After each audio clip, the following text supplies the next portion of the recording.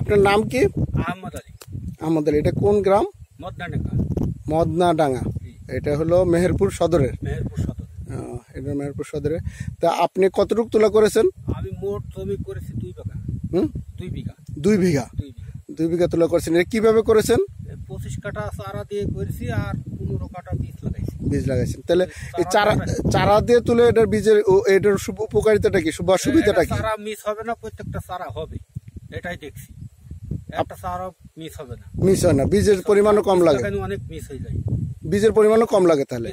তাহলে কি মানে চারা করে করাটা কি সুবিধা? খুব ভালো সুবিধা।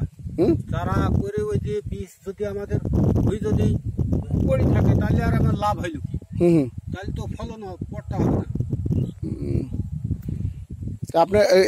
আপনি গতবার কত মন ফলন পেয়েছেন? গত বছর আমার এই জমিটাই লাগিয়ে এলাম 12 মন করে, তাই না ভাই? 16 মন হয়ে গেল, 25 কাঠা 12 মন।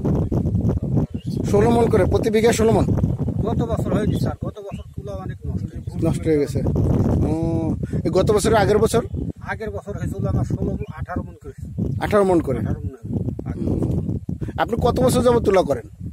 আমি 4 বছর করছি এবার। 4 বছর। তুলা কি আসলে লাভজনক? লাভ যাই হোক, চাষির খেত করতে হবে। না না, আপনার তো অনেক অপশন আছে। ভালোই হয়। হ্যাঁ, ভালোই হয়। অন্য ফসল থেকে ভালো। আপনি কি কি ফসল করেন তুলা ছাড়া? তুলাটা করি আর ধান করি আর এই ভুট্টা করি, তাছাড়া অন্য কোনো চাষ করি। আচ্ছা আচ্ছা। তাহলে তুলা একটা লাভজনক অর্থকরী ফসল। তুলা একটা লাভজনক করি আমি। আচ্ছা আচ্ছা, ঠিক আছে, আপনি করেন এটা। এখন যত্ন নেন, যত্ন নিলে আমার মনে হয় এটাও তো আপনি 18 মন 20 মন ফলন পাবেন। হ্যাঁ, আচ্ছা, ওকে, ধন্যবাদ আপনাকে।